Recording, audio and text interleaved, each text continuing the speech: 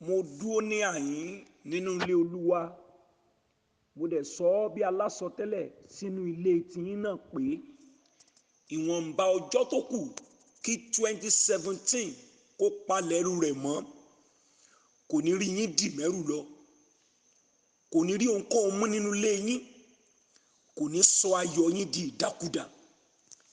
Sátánì ẹni ẹ̀kọ́ ni kò ní rí àṣeyọrí ṣe lórí nǹkan ayọ̀ yín.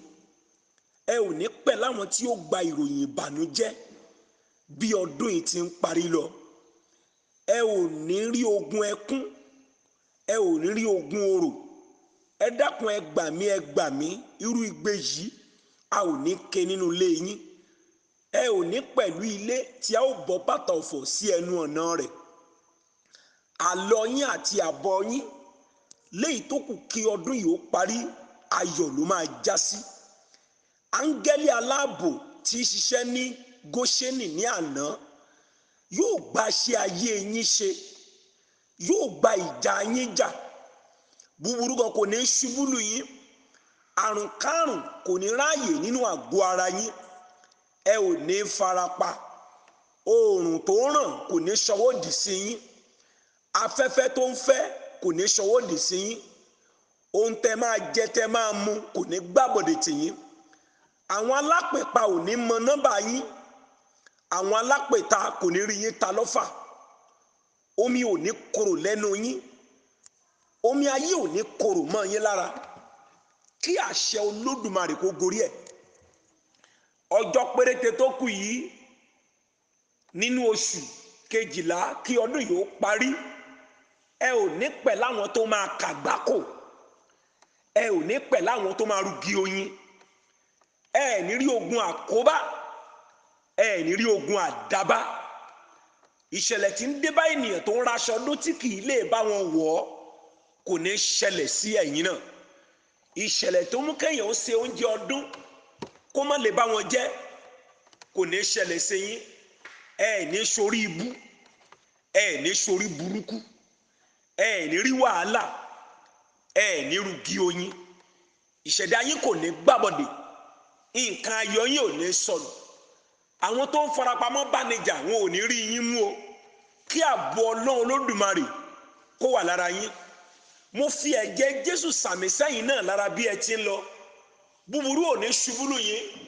Mo tún sọ àrùn kárùn kò ní yálé yín. Ẹ ní farapa. Ilẹ̀ ìlú tẹ́ ẹ wà yìí kò ní gbàbọ̀dè tì yín. Ẹ ò ní rí ogun ẹkún níbẹ̀. Ohun gbogbo tí a ká mọ́ yín lọ́wọ́ tó fi di òní ọjọ́ kejì oṣù kejìlá kò séyìí tó máa sọnù níbẹ̀. Ẹ ó dàgbà sí i. Wọ́n ní kí n sọ pé ọ̀nà àtijẹ kò ní dí mọ́ yín, ọ̀nà àtijẹ yín kò ní dí, ọwọ́ tó ń bọ́ yín kò ní gbẹ, ilẹ̀ tó ń bọ́ yín kò ní dahoro. Káṣẹ Olódùmarè kó gorí ẹ̀. Ẹ gbọ́, pẹ̀lú ayọ̀ àti ìdùnnú lájọ máa wọ ọdún 2018. Mi ò ní fojú sunkún ẹ̀yin náà o, mi ò ní fara gbàwẹ̀ yín. Àdúrà gidigidigidi ẹ bá wa gbà k'Olúwa ó túlẹ̀.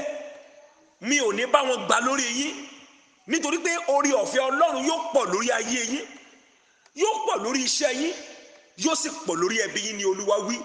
Bí mo ti ń sọ lórí pẹpẹ Olúwa lónìí ló máa rí o. Ó máa rí bẹ́ẹ̀. Ọlọ́run yóò bùkún ọwọ́ yín, Ọlọ́run yóò súre sí ọwọ́ yín, yóò súre sí iṣẹ́ yín, yóò súre sí ilé yín. Ohun rere tí ẹ bá dáwọ́lé bí ẹ ti ń lọ lópin ọdún yìí á mú èrè àti ìkórè wá fún yín. Àwọn tó yẹ kó ràn yín lọ́wọ́ tó ti gbàgbé yín wá rántí ẹ̀yin náà sí re, á dẹ̀ padà dára fún yín. Ẹ gbọ́, lórúkọ Olúwa ó dẹ̀ ń padà bọ̀ wá dára fún yín sí. Mega mercy rè lójú ọ̀nà yìí, mega mercy, mega mercy, mega mercy. Ó dá níbi tẹ́ ò gbèsè ẹ ó kórè níbẹ̀, níbi tẹ́ ti gbè tẹ́lẹ̀ ẹ lọ kórè ẹgbẹgbẹ̀rún. Kí àṣẹ Ọlọ́run kó gorí ẹ̀, kí má jẹ́mú ìpè tá a fi pè sínú iṣẹ́ Olúwa tẹ́ gbàgbọ́ náà kó pé ẹ̀yin náà kẹ́ ẹ padà kọrin tuntun lórúkọ Jésù Kristi Olúwa wa, àmín. Mo dúpẹ́ lọ́wọ́ Ọlọ́run fún gbogbo ẹ̀yin tí a jọ rìn àjò ọdún yìí.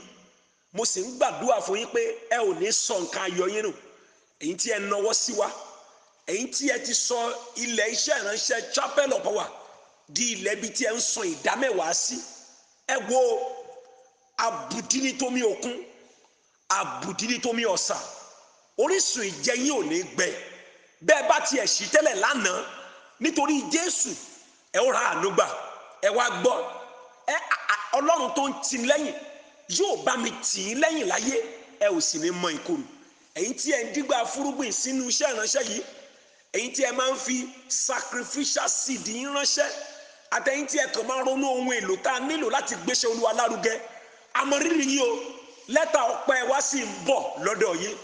Àwa náà sì ń bọ̀ wá fi lẹ́tà ọpẹ́ wa ránṣẹ́ fún ìrìn àjò ọdún yìí tí ẹ jẹ́ ká jọ rìn papọ̀ lágbára lọ́wọ́ Ọlọ́run. Ẹ ò ní sọ ògo nù, nǹkan yín ò dẹ̀ ní bàjẹ́, ẹ ò sì ní farapa lórúkọ Jésù Kristi Olúwa wa. Èmi ọmọ yín náà ni o, ọ̀rẹ́ yín, àbúrò yín, ìbátan yín, pásítọ̀ yín, Pastor Praise O Bámiṣayé. Nọ́mbà yín náà ni kẹ́ ẹ pè sí 08055951129. Ẹ̀yin tí ẹ sì ti ní àṣà pé kí ẹ máa fi iṣẹ́ ìránṣẹ́ yìí ránṣẹ́ sí gbogbo èèyàn láyé, ẹ wá gbọ́ o, lójijì olórí á wọ ẹ̀yin náà kàn, lójijì a ó jíṣẹ́ ayọ̀ fún yín. Nígbà tẹ́ ò fọkàn sí, àwọn èèyàn yóò fọwọ́sowọ́pọ̀ láti túmọ̀ àlá yín lágbára lọ́wọ́ Ọlọ́run. Níwọ̀n ìṣẹ́jú díẹ̀ sí ní aago 9 gẹ́gẹ́ ní àkókò tí orílẹ̀-èdè Nàìjíríà, ẹ jẹ́ ká jọ pàdé pọ̀ lórí live ministration lórí Facebook. Ẹ jẹ́ jọ pàdé pọ̀ ká tún jọ gbàdúrà kí Ọlọ́run fi ọwọ́ agbára rẹ̀ tú ẹnìkan tó ń là kan kọjá sílẹ̀. Kò ní ṣe tẹ́ ń là kọjá.